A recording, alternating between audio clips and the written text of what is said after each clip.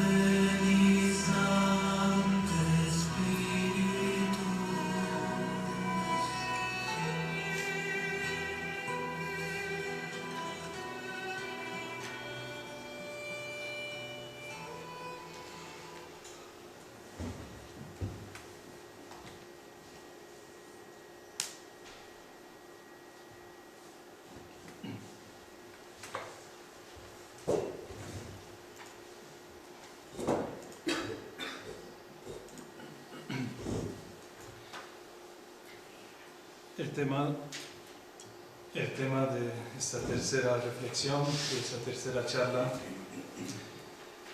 es el tema de todo el día de retiro, al encuentro del otro en Cristo, sin embargo con un subtítulo que nos orienta, ubica y también ayuda a entender el tema, las cuestiones de nuestros tiempos, las cuestiones de nuestros tiempos.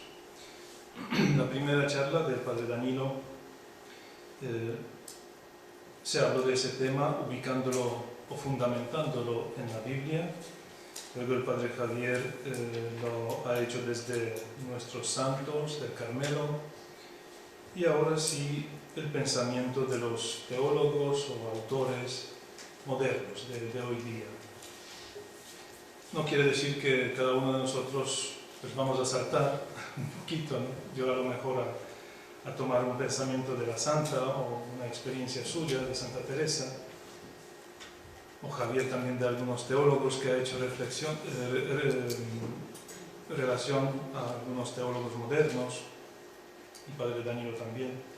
Sin embargo, ese era el proyecto inicial, ¿no? Para tratar ese tema desde tres perspectivas, de las tres perspectivas diferentes. Al encuentro del otro en Cristo. Ese tema, a mi manera de ver, no nos invita tanto a reflexionar sobre Cristo en el otro, sino más bien nos invita a reflexionar sobre cómo buscar, cómo encontrar o cómo salir al encuentro del otro, pero en Cristo, en Cristo, en Cristo. Es como al revés, ¿no? Por eso creo que el tema como que nos concierne a nosotros, cristianos, directamente, ¿no? Porque cómo salir, o cómo es eso de salir al encuentro del otro, pero en Cristo, no de otra manera, no en Cristo, en Él, ¿no? Y además es ese Cristo, ese Dios del que nos dice la carta a los filipenses, ¿no? Cristo, a pesar de su condición divina, no hizo alarde de su categoría de Dios.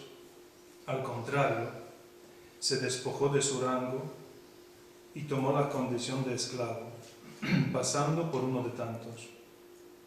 Y así, actuando como un hombre cualquiera, se rebajó hasta someterse incluso a la muerte, y una muerte de cruz. Ese es el personaje, la persona que nos interesa, ¿no? Teniendo delante esta afirmación sobre Dios, vamos a reflexionar acerca del tema propuesto, que indudablemente nos inspira a plantear varias preguntas, ¿no? Sobre el encuentro con el otro en Cristo, sobre el encuentro con el otro y sobre el encuentro con el otro pero en Cristo, ¿no? Lo subrayo una vez más, para que tengamos como bien claro ese planteamiento, sobre que intentaré pues, ofrecer algunas reflexiones solamente, ¿no? Para suscitar más bien nuestra propia síntesis, nuestra propia reflexión. Y desde el inicio hay que constatar que toda la Iglesia en este campo puede dar un testimonio excelente, excelente. Toda la obra misionera que conlleva el trabajo, el servicio para varias sociedades no enteras, porque quieren salir y ayudar y mejorar, no sé, unos servicios sanitarios en un país, sistemas de salud, sistemas de educación, varias congregaciones, ¿no? Trabajan en este campo, y ellos trabajan por una y única razón, porque todas las personas, ¿no? que llevan adelante este trabajo es porque creen en Jesucristo, es la única razón. Y por mucho que alguien puede criticar, un creyente o no creyente, que pueden poner críticas a ese servicio, verlo de una u otra manera. Esa es la verdad, que la razón primaria y originaria es el Cristo, que les empuja a salir, ir hacia allá, a llevar adelante uno u otro servicio o trabajo, o incluso donar, ofrecer su vida entera. Pero aquí quiero también ofrecer un ejemplo que nos da también una luz más sobre ese planteamiento inicial. Lo describe en un libro un obispo como unas memorias que estaba escribiendo. Eran dos obispos, uno católico y protestante en Inglaterra, y solían siempre, cada año, pues llevar adelante un servicio con sus alumnos, con los estudiantes, y conjuntamente, ¿no? Católicos y protestantes. Y un año pues le tocó ir y servir en una casa de acogida de los pobres, sin techos, y ofrecer la comida todo el día, trabajar con los alumnos, conjuntamente, los dos obispos y los alumnos de los dos seminarios. Y después, al final del día, ya cansados después de ese trabajo, de toda la jornada, después también de cenar junto ellos, pues el obispo quería como concluir, ¿no? Hacer una síntesis de ese día, también para dar más fundamento, ¿no? A ese servicio, y preparó una sencilla dinámica. Puso en la mesa delante de los alumnos dos recipientes. Uno era ese tazón de hojalata con que servían todo el día la sopita a los pobres, y otro puso el cáliz dorado de la Eucaristía de misa, ¿no? Y les planteó esta pregunta, ¿no? ¿Cuál de esos dos recipientes tiene más valor, según vuestra opinión, ¿no? Y sinceramente también él estaba esperando la respuesta que van a decir ese de hojalata, ¿no? Sin embargo, uno de los alumnos se levantó rápido y dice: para mí, el cáliz. Uy, se quedó un poco sorprendido porque no esperaba esta respuesta, tenía otro preparado, y lo pregunta: ¿y por qué? ¿Y por qué para ti ese cáliz dorado, después de trabajar todo el día y servir, y ves que todo eso, qué conlleva o qué significa? Y ese alumno dice: es que yo todo el día, ¿no?, trabajando, cumpliendo, haciendo este servicio, yo viendo ese cáliz, yo me acordaba, ¿no?, por qué razón lo estoy haciendo, por qué razón lo estoy haciendo, cuál es la razón de hacer todo eso, ¿no? Bueno, ahora bien, si vamos a aterrizar un poco nomás y bajamos a nuestro propio campo para ver ese tema, para ver nuestras vidas personales, nuestro ambiente más cercano. Pensemos aquí en nuestras situaciones concretas, nuestras relaciones, nuestras comunidades, nuestra manera de convivir, de compartir, pensando en nuestras familias.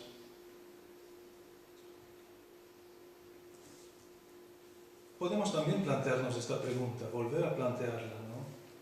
Yo hoy día soy siempre capaz de salir al encuentro al otro en Cristo, en ese Cristo.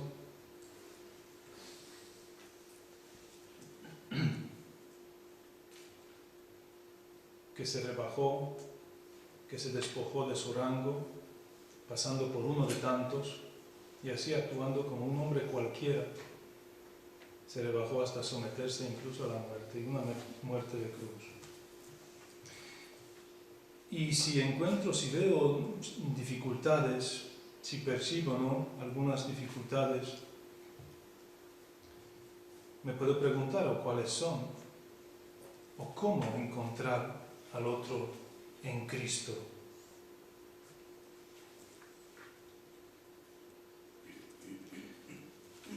por eso esta reflexión, el primer punto o primer apartado grande, quiero empezar a hacer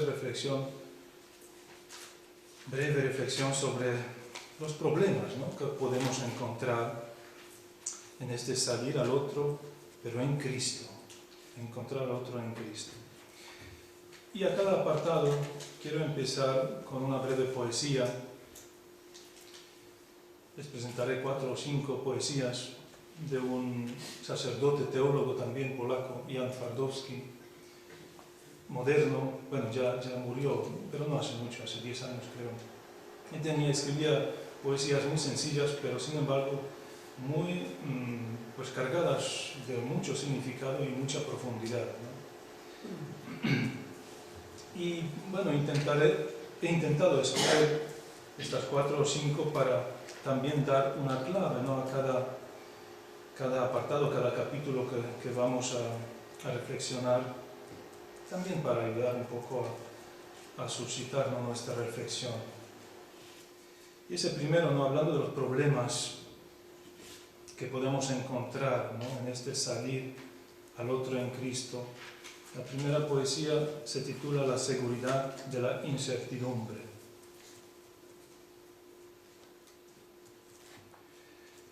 Te doy gracias, Padre, por no acabar de decir lo inefable, por no terminar de demostrar lo inacabado. Te doy gracias, Padre, por estar seguro de tu incertidumbre, por creer que es posible lo imposible, porque al no saber qué más decir en clase de religión, las lágrimas se te atragantaron como un hueso, porque siendo como eres, porque no diciéndome nada, me has dicho tantas cosas sobre Dios.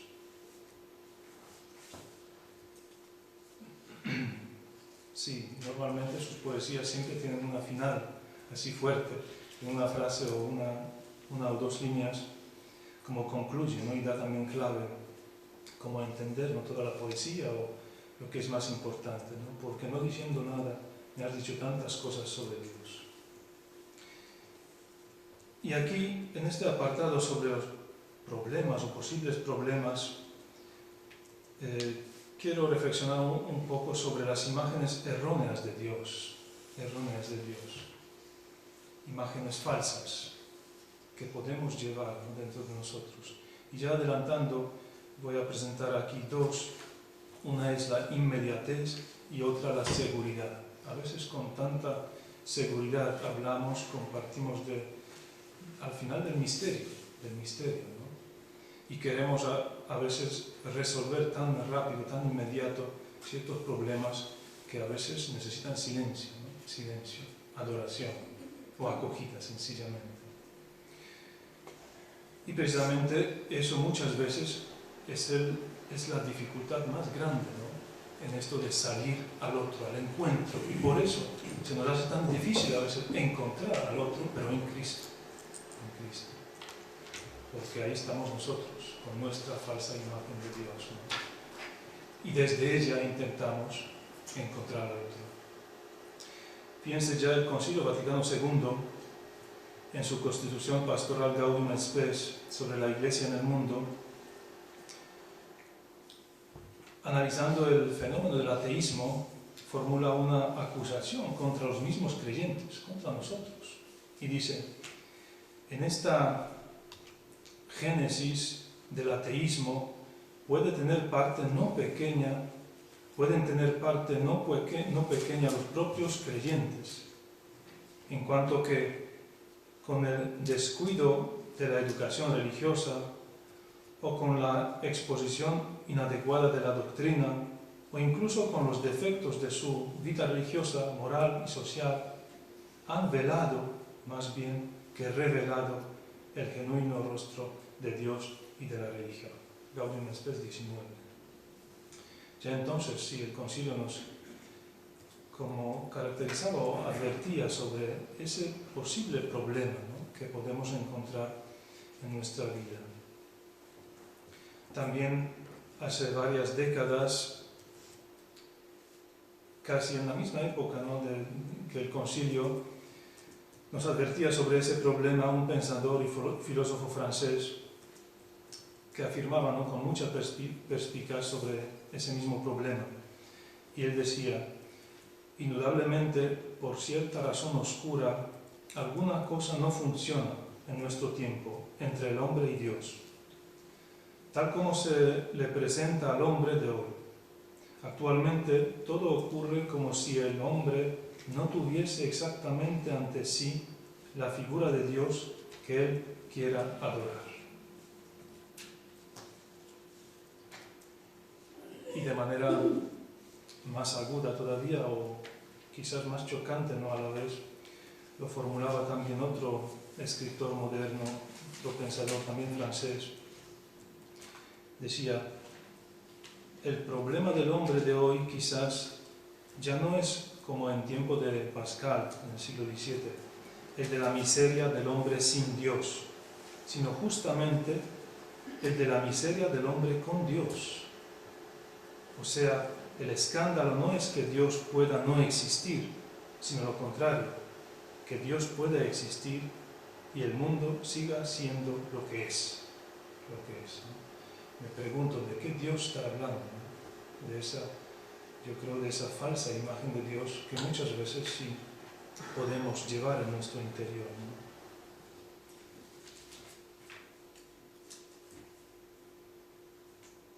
Eso el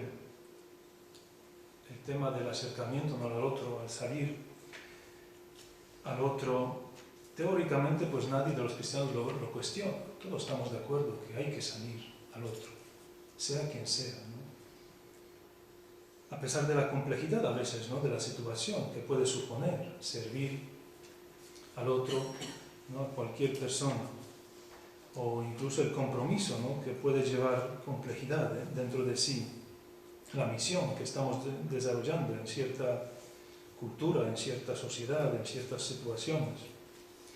Y esta, teóricamente, lo vemos imprescindible, necesario. Pero también es verdad que es necesario que para llevar adelante este servicio es imprescindible que nuestra fe continuamente tiene que madurar.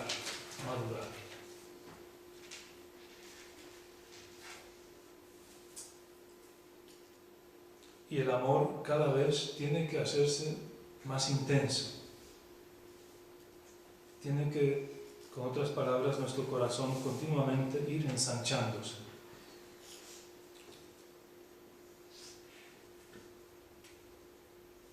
Para no acercarnos, para no llevar adelante este servicio desde la imagen falsa de Dios. Dios que podemos llevar dentro de nosotros, nuestro propio, nuestro ídolo, por decir ya más claro, ¿no? Porque podemos creer en Dios y hacer un montón de cosas en nombre de Él. Sin embargo, en el fondo, creemos que, bueno, el mundo va a seguir igual. Y eso sí, según ese teólogo, es un escándalo, del que el Evangelio de Lucas nos hablaba bien y recordaba, ¿no? Es inevitable que haya escándalo, pero hay del que los provoca.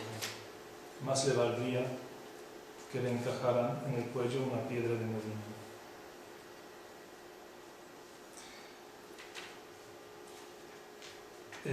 Y aquí la conclusión yo creo que es muy sencilla, ¿no? Es muy sencilla.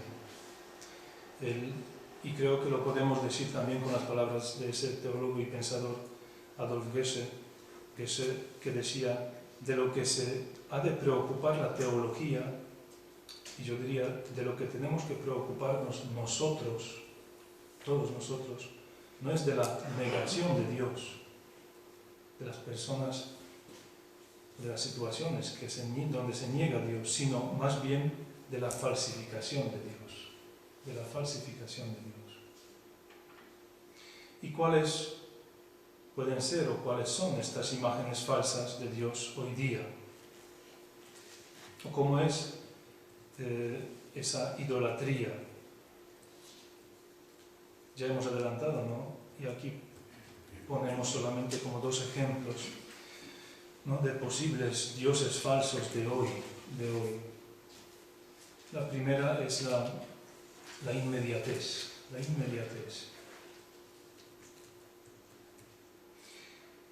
También, si traemos aquí el pensamiento de ese teólogo Adolf Geshe, él lo explicaba desde la antropología y también desde Biblia.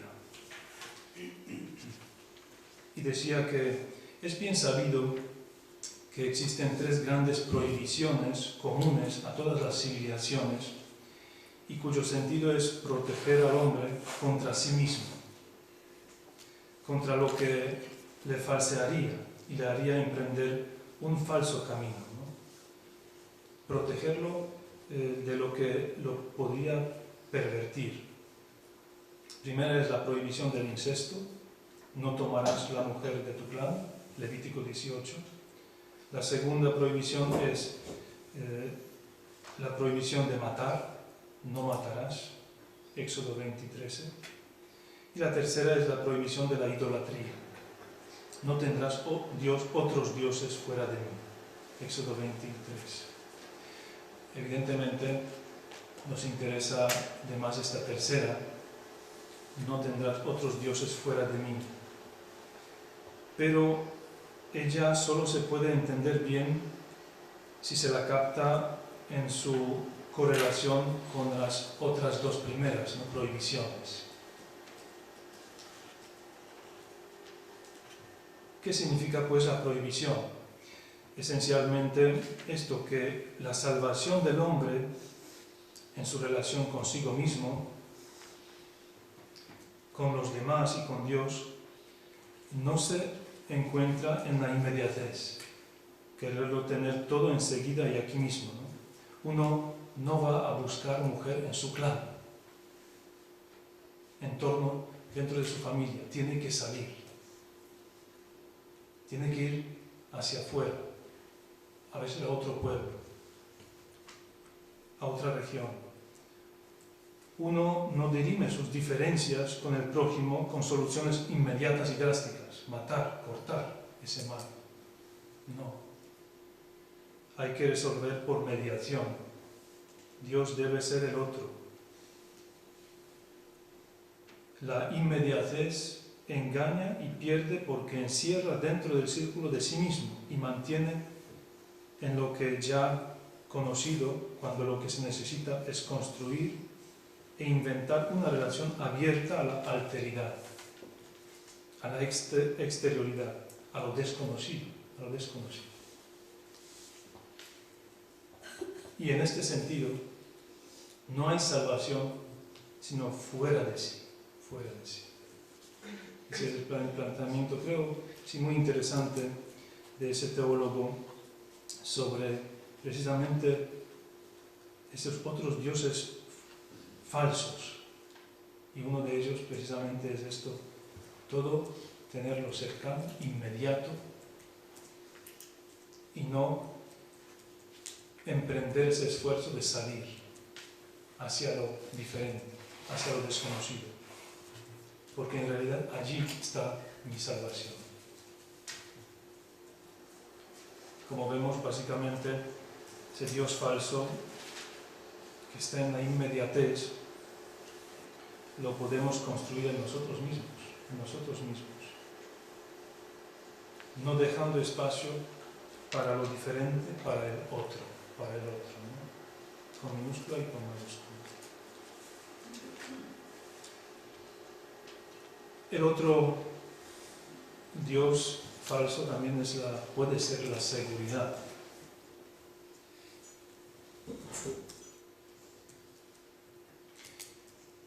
A ella creo que bien la intuía otro teólogo, esta vez un teólogo checo, Tomáš Halík, cuando comentaba el florecimiento religioso que se observaba en nuestra sociedad, en ciertos ambientes europeos, y también este supuesto regreso de la fe, ¿no?, a algunas grupos, comunidades o sociedades. Y él decía sobre ese movimiento, ¿no? Sobre esa realidad, decía lo siguiente: de estos tiempos yo valoro más su sed que las bebidas con las que menudo procuran apagarla, más sus preguntas que las respuestas que suelen ofrecer. Creo que en esta corta frase, ¿no?, que traigo aquí, precisamente está esa gran acusación, ¿no?, o gran, muy perspicaz intuición sobre ese Dios de seguridad que queremos a veces ofrecer al otro. Las bebidas que solemos ofrecer para apagar la sed de inmediato, ¿no?, y enseguida. Las soluciones, proponer las soluciones seguras que apagan de manera inmediata la sed en otro de los dioses falsos, ¿no? Y fíjense, aquí el problema grave es que aquí no se trata de ateísmo, no, más bien de teísmo, politeísmo. Y lo trágico de esa realidad donde hay muchos dioses y dioses hechos a mi medida, que me responden a mis necesidades, que están amoldados, ¿no?, a mi forma.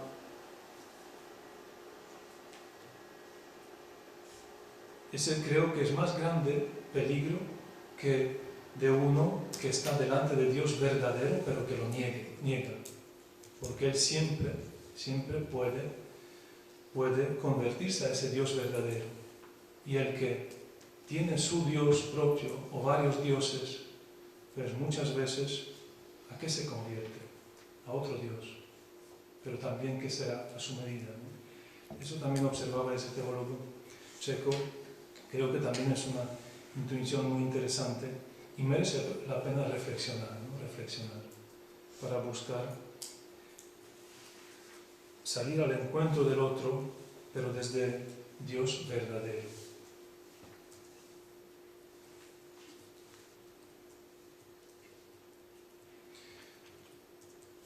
Pasamos al otro apartado.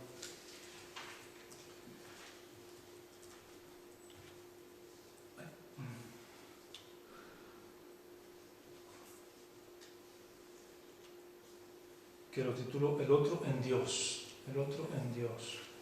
Yo quiero empezar también, antes de leer la poesía, también recordar una frase del Evangelio de Juan. Nadie ha visto jamás a Dios. Nadie ha visto jamás a Dios. El Hijo único, Dios, que estaba al lado del Padre, lo ha dado a conocer. Juan 1:18. Es que Cristo nos reveló al otro, ese totalmente diferente, a través del perdón. Por eso aquí propongo la segunda poesía de ese sacerdote Jan Twardowski, que se titula Perdonar.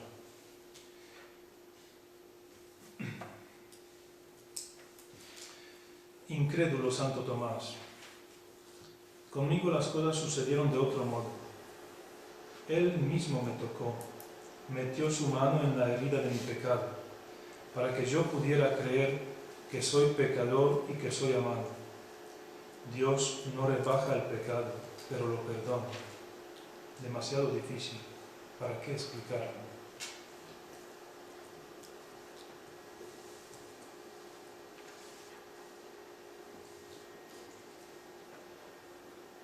La experiencia religiosa del ser humano desde siempre mostraba un cierto equilibrio inestable, porque siempre conocía el temor y el ardor, ¿no?, frente a Dios, lleno de poder.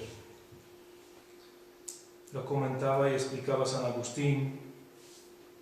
Luego, en tiempos más cercanos a nosotros, esa realidad se ha convertido en ese pensamiento de un teólogo alemán que hablaba del tremendum y fascinans, lo tremendo y a la vez fascinante, atraente. Hoy día creo, como continuación, ¿no?, de ese pensamiento y de esa reflexión, hablamos solamente de la inquietud, de la búsqueda infinita, ¿no?, que habita en el corazón humano. Sin embargo, creo que en el fondo todavía existen, ¿no?, no solamente esa inquietud fascinante de la fe, pero también existen las reliquias de aquel tremendo, terrible, ¿no?, asombroso, que varias veces presenciamos en nuestro vivir de la fe, en nuestro proceso espiritual. Fíjense que también esa realidad se puede observar en la vida y en la experiencia de Santa Teresa, por ilustrarlo con un ejemplo. En su proceso de fe, en sus primeras experiencias del servicio a Dios, ella no empezó por causa del amor puro, espiritual y muy sublime, sino más bien estaba todavía vinculada a ese temor y miedo, y causada por ello, ¿no?, obraba o actuaba. Teresa, en sus escritos vemos que Teresa, cuando describe su juventud, tiene miedo y siente temor del infierno, se inquieta ante las primeras visiones místicas, tiene temor a la ilusión en cuanto al origen de estas experiencias que tiene místicas. El temor le despierta también la conciencia del gran contraste entre ella y su Dios. Algunos teresianistas lo denominan como temores iniciales, profundas turbaciones y angustias de conciencia de Teresa. Sin embargo, hay un texto de las exclamaciones que claramente nos hace ver que en una etapa concreta, bien determinada, ¿no?, de su proceso, ella experimentaba el miedo de Dios también. Dice: ya sabéis, Señor mío, que muchas veces me hacía a mí más temor acordarme si había de ver vuestro divino rostro airado contra mí en este espantoso día del juicio final, que todas las penas y furias del infierno que se me presentaban. Exclamaciones 14:2. Yo creo que sí, no hay que temer, que tenemos estas experiencias, o podemos tenerlas. Incluso grandes santos y místicos podían tenerlos, sobre todo en las fases iniciales de su proceso, de su camino hacia la plenitud. Porque creo que también allí puede resonar esas reliquias no antiguas del misterio, del grande misterio de Dios, y su manera, y la manera de cómo lo entendemos, de ese Dios no solamente grande y fascinante, pero también asombroso, a lo mejor terrible, terrible.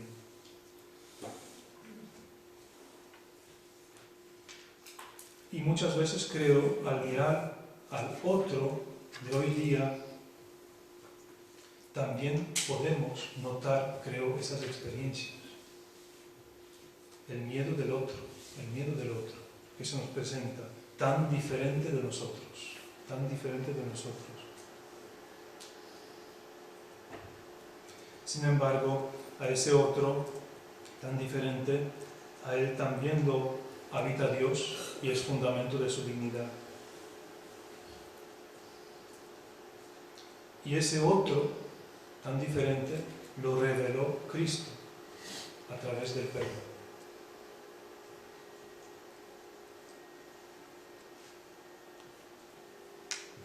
Y cada vez cuando vemos o nos espanta, ¿no?, esa diferencia, esa diversidad, por razón que sea, porque sea dolor, el miedo, sufrimiento, nunca lo podemos, o el mal, nunca lo podemos separar de Cristo, del quien la reveló. Decía también Teilhard de Chardin, hablando de la cruz, porque muchas veces lo percibimos, lo experimentamos como una cruz, esa diversidad que se nos presenta. Y decía, la cruz no es cosa inhumana, sino sobrehumana. Comprendemos que desde el origen de la humanidad actual, ella se alzaba ya ante el camino que lleva a las cimas superiores de la creación. Solo a la luz creciente de la revelación, sus brazos, primero desnudos, aparecieron revestidos de Cristo. Crux iunta, cruz ungida, cruz revestida de Cristo, ¿no? Solamente a través de la revelación, sus brazos primero desnudos, que nos asustan, aparecieron revestidos de Él. Nunca podemos separar el mal, el sufrimiento, las dificultades del Cristo. En ellas también Él está, de manera muchas veces misteriosa, que no comprendemos, porque se nos presenta una cosa ilógica. ¿Cómo puede Dios estar allí? Pero muchas veces está allí en el lado de la víctima. Y sigue diciendo ese teólogo, a primera vista este cuerpo sangrante puede parecernos fúnebre, no irradia noche. Acerquémonos más y nos encontraremos con el serafín inflamado del Alvernia, cuya pasión y compasión son incendium mentis. El cristiano no ha de desaparecer en la sombra de la cruz, ha de aparecer en su luz,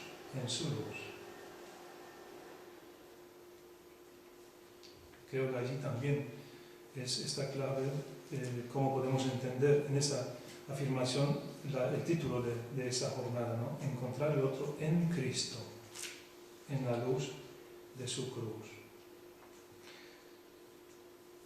O sea, el mal que tan fácilmente lo vemos en cada esquina de nuestro mundo actual, tan abundante se nos presenta, si lo separamos de Cristo, si esa realidad la desnudamos de su presencia salvadora, nunca podremos salir al encuentro del otro en Cristo, sino desde nuestra pequeñez. Y haciéndonos a nosotros mismos salvadores del mundo. Por eso, si es una invitación al crecimiento en el amor, en la maduración en la fe y en ensanchar nuestra esperanza para salir al encuentro del otro en Cristo.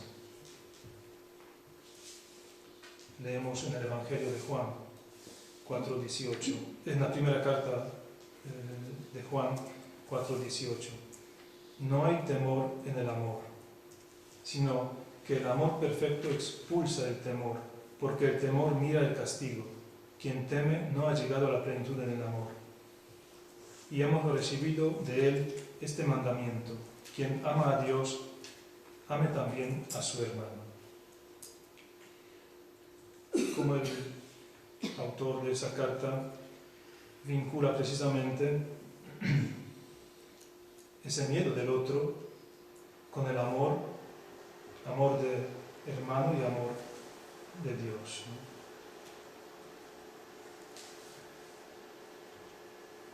Y el tercer apartado lleva el título El gozo del encuentro, porque también es verdad que no solamente hay dificultades y no solamente hay dificultades en acoger ese gran misterio de Dios, pero creo que también, y todos podemos gozar del encuentro con el hermano, verdadero encuentro en Cristo, y también gozar de la comunión y presencia de Dios, ¿no? de la vida en comunión con Él. Y una vez más quiero empezarlo con otra poesía de nuestro poeta Jan Twardowski. Esta vez se titula Explicación.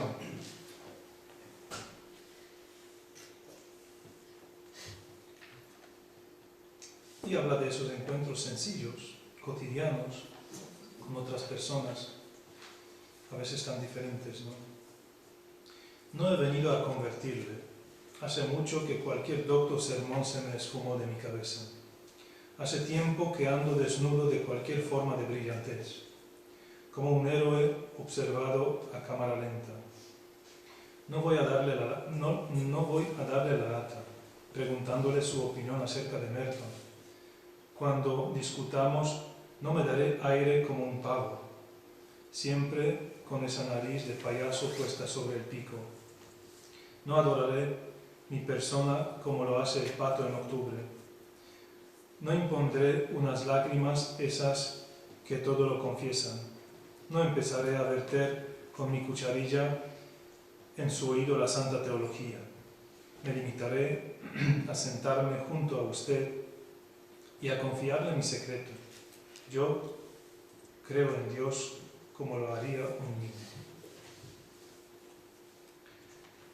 Sí, muchas veces estos encuentros sencillos con otras personas, tan cotidianos, son de los que más disfrutamos, porque son verdaderos, ¿no? De los que más gozamos. Y fíjense aquí en la reflexión, quiero empezar de un dato que creo que todos observamos, ¿no? Porque nos podemos preguntar, ¿pero de verdad es posible ese encuentro? Toda la gente pues lo quiere, nos espera. Viendo la realidad de hoy día, ¿no? Nos podemos plantear esa pregunta. Muchas veces el estilo, ¿no?, de vida impuesto por la sociedad nos impide a las personas descubrir y cultivar lo que somos de verdad para poder ofrecer, ¿no?, como un don de sí y en definitiva para abrirse, ¿no?, a este verdadero encuentro con el otro y con Dios. Fíjense la imagen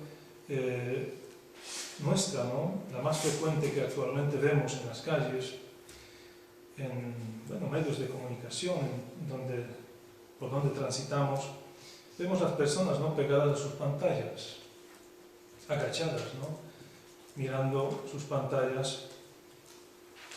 Alguno dijo que es un monumento de la soledad, es un gran monumento de la soledad. Pero yo creo que también expresa la necesidad más profunda y humana de contacto con otra persona. Tenemos necesidad de comunicarse. Y tenemos necesidad de comunicarnos a los otros, ¿no? Yo creo que pocos que lo niegan, hay pocos que los niegan, ¿no? Ya no es suficiente el teléfono, sino tenemos tantos, ¿no?, innumerables aparatos que nos facilitan la comunicación, ¿no?, con otros seres humanos, aplicaciones, programas. Parece ser que continuamente estamos buscando, ¿no?, lo que Ortega y Gasset llamaba nuestra cuarta dimensión de nuestro yo interior, que es el otro, que es el prójimo. De ese deseo, hoy, fíjense, hemos leído, ¿no?, hemos rezado el Salmo 62, que el salmista también nos habla de ese deseo. Oh Dios, tú eres mi Dios, por ti madrugo, mi alma está sedienta de ti, mi carne tiene ansia de ti, como tierra reseca, agostada, sin alma. Anhelamos, ¿no?, por el otro, en definitiva. Ya lo afirmaba ese autor del Salmo 62. Etigileson decía: si amo a los seres con tanto ardor, es porque en cada uno de ellos amo una parte de ti, Dios mío. Lo que anhelamos en profundidad, ¿no?, con quien buscamos tomar contacto, en definitiva, es Dios, es Dios. Y creo que Nuestra misión es precisamente mirar más detenidamente este deseo humano que todos, prácticamente todos, llevamos en nuestro interior, e ir sublimando,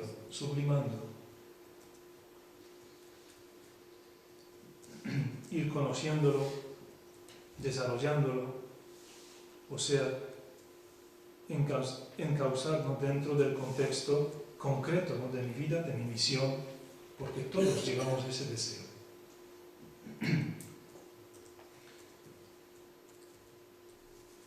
Yo creo que toda la humanidad está a la espera de que alguien la ayude a ver que Dios no es un problema que hay que resolver, sino un misterio posible de experimentar, de vivir.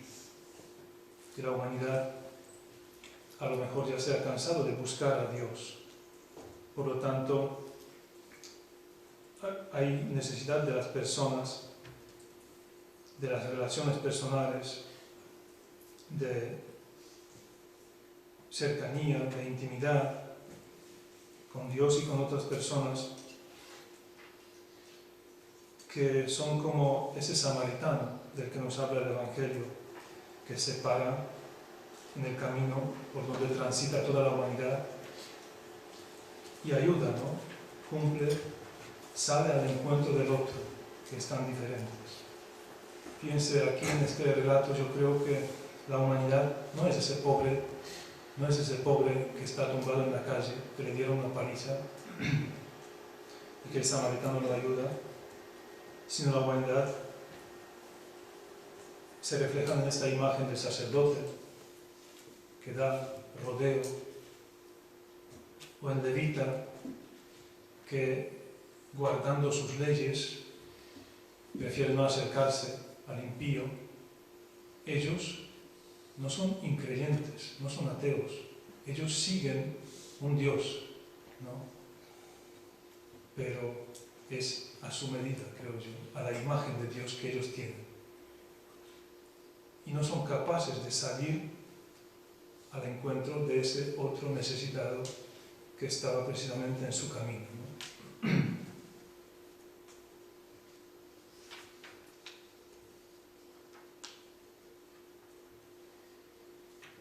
No son capaces de comulgar, ¿no?, con el prójimo que necesita su presencia, la presencia de ellos, ¿no?, su ayuda. Ellos, creo, sí que reflejan bien la imagen de nuestra sociedad, esta sociedad que necesita nuestro ejemplo, ¿no?, nuestra manera de relacionarse con Dios y con prójimo.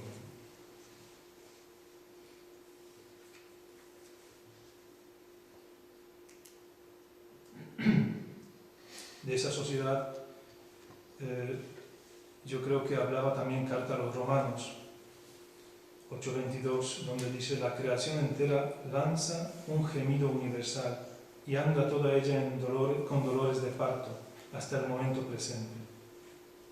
Aunque no saben pedir como es debido, el Espíritu mismo intercede por nosotros con gemidos inarticulados, y el que sondea a los corazones sabe lo que pretende el Espíritu cuando suplica por los consagrados de acuerdo con Dios.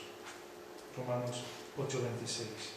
Creo en todos y cada uno de esa sociedad también que transita por los mismos caminos que nosotros. Cada uno lleva ese algo, ese deseo. Y por eso es posible el encuentro con todos, ¿no?, nuestro encuentro.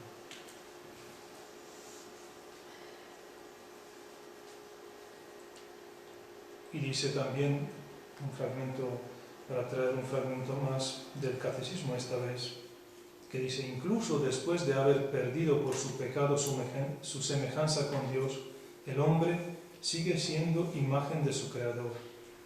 Conserva el deseo de aquel, con mayúscula, que le llama a la existencia. Todas las religiones dan testimonio de esta búsqueda esencial de los hombres. Todos buscamos, y con todos es posible el encuentro, ¿no?, nuestro encuentro desde Dios verdadero. Y otras dos ya realidades, brevemente. que nos permiten, ¿no?, ese gozo del encuentro, porque no solamente hay deseo en todos, pero también se espera, se necesita nuestra aportación, nuestra colaboración. Creo que aquí, en este momento, la más adecuada, más importante, es la espera paciente. La espera paciente. Aquí esta poesía breve creo que describe de manera muy graciosa, pero también muy exacta, ¿no?, la espera. ¿De qué espera se trata en este encontrar, salir al encuentro del otro? La espera.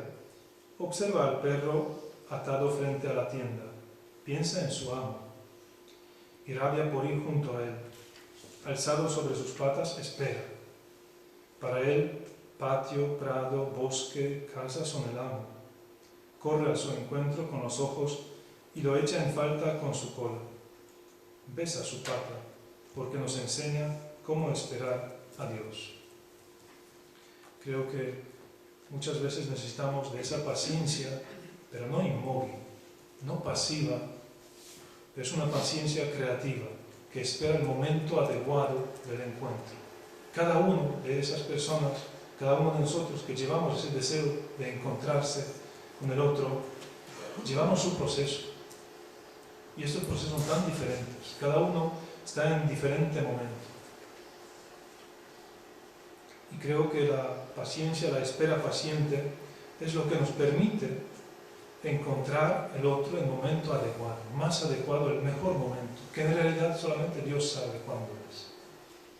Y aquí nuestra colaboración, la mejor colaboración que puede ser, es esa paciencia, esta espera paciente, atenta,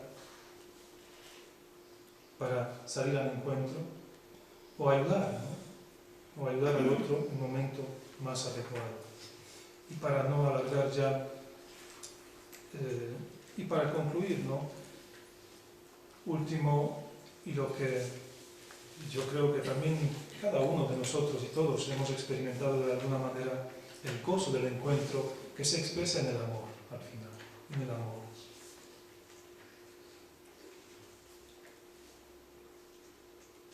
Leamos la última poesía y también con eso concluimos. No cómo, sino por qué. ¿Por qué la cruz, la sonrisa, la herida profunda? ¿Sabes? Está tan claro cuando se ama.